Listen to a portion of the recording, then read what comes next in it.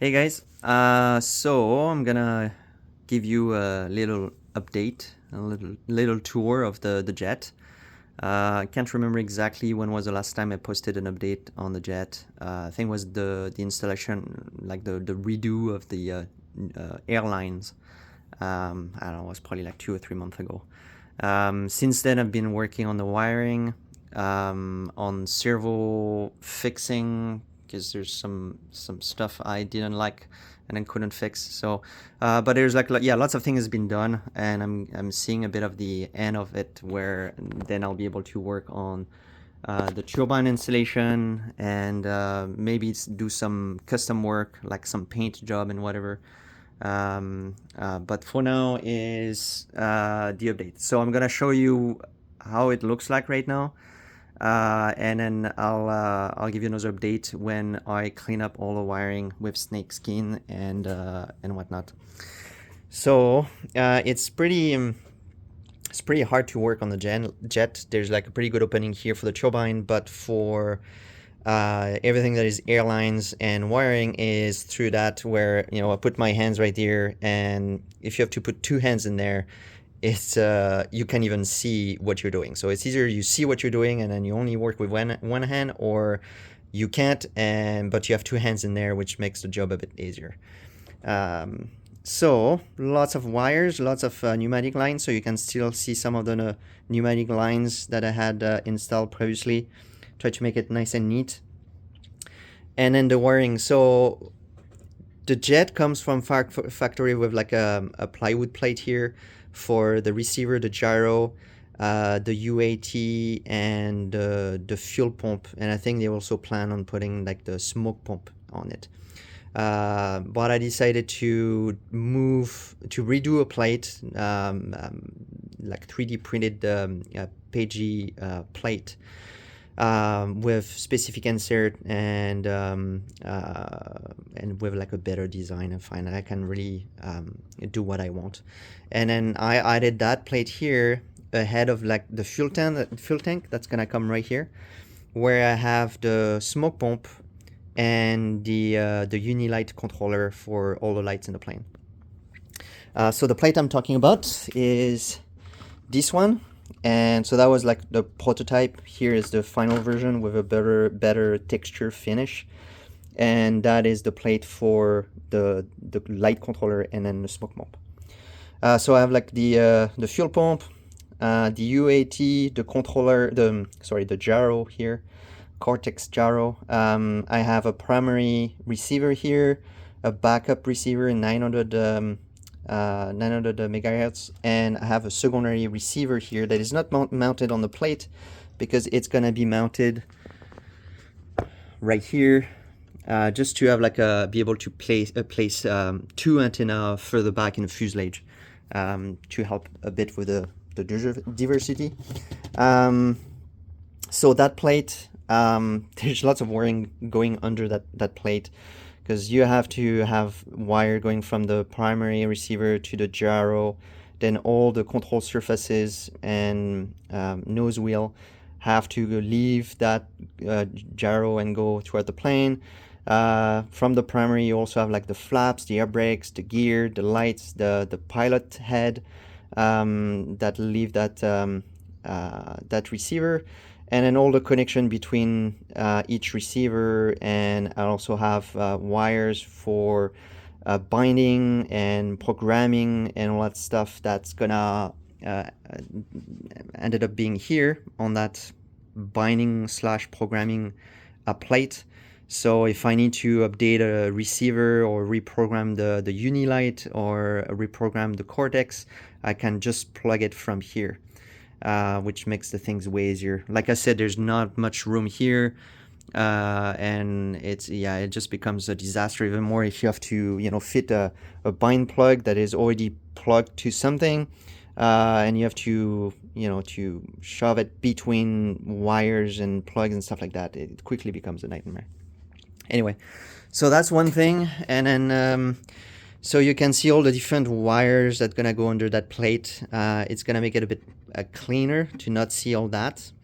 And then I divided like the plane basically in two sides. You got like the left side here, and then it divides here towards the left side here.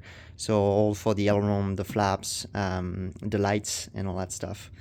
Quite a bit of wiring goes all the way to the back here. Stay to pull that cable. Stay to make some to put tapes a bit everywhere to remember where to end the snake skin, and say, okay, snake skin ends here, have a wire coming out there, and then I can add more snake skin all the way to the back. Lots of things to consider. Clean. Got some connectors here, so like some support for brackets, so I can have like the lead here. I think the lead goes in there, and then I can just like easily disconnect the servo, pull the cable out, and remove that servo if I had to. So try to keep things neatly organized. So for the elevator, I was a bit disappointed about the quality of build. That's a main one because it was a nightmare to figure out how to do it. So on the Cougar, there's only one servo to control both elevator. Probably lots of you know that you have to have like a perfect geometry, because if you don't, there's no way to correct it. Like, it's only one servo. If one elevator goes higher than the other one, not because of the length of the linkages, but because the control arm here are not positioned exactly the same position. And that's what I had. And I tried everything I could. The only way to correct it with one servo was actually to move the servo off center line to correct that error here and get something close to perfect, but actually not perfect, because there's so much you can move the servo off center. Because again, then you don't want to have like any of that servo knocking over, and I cannot like open that all the way.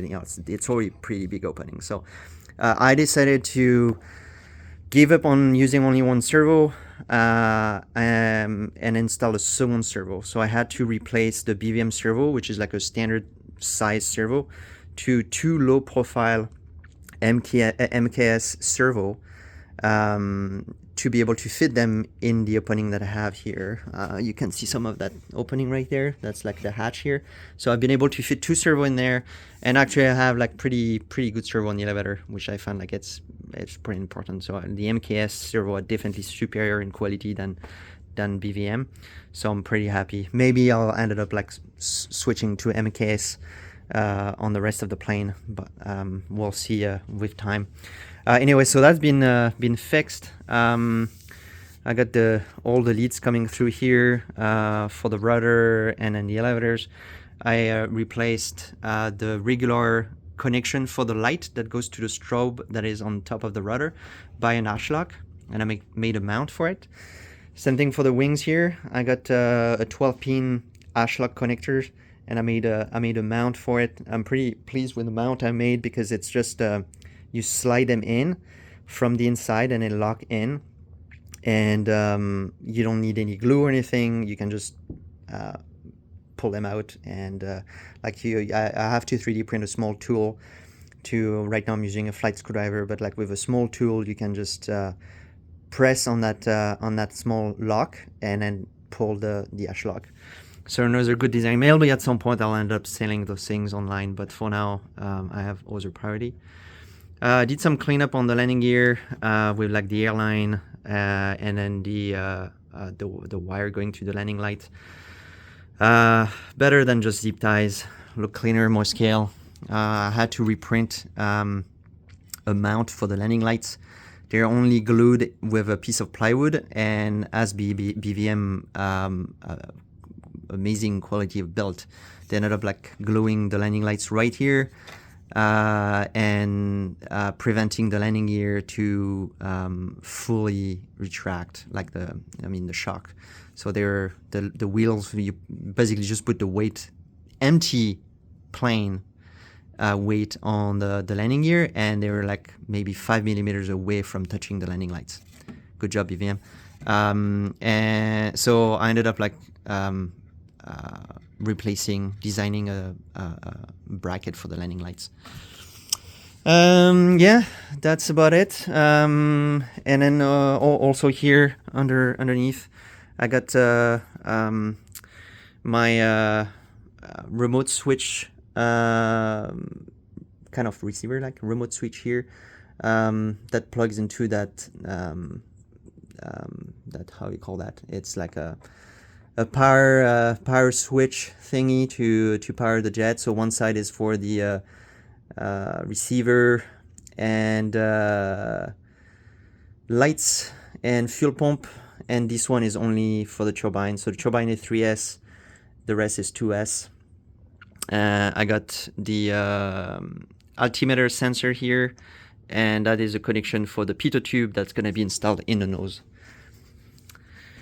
And yeah, that's about it for the update. The wings are done. I got the flaps, and I think I probably said that already, flaps and aileron done with the lights and everything. And yeah, here's the update. 11 minutes, not a quite long video. All right, see ya.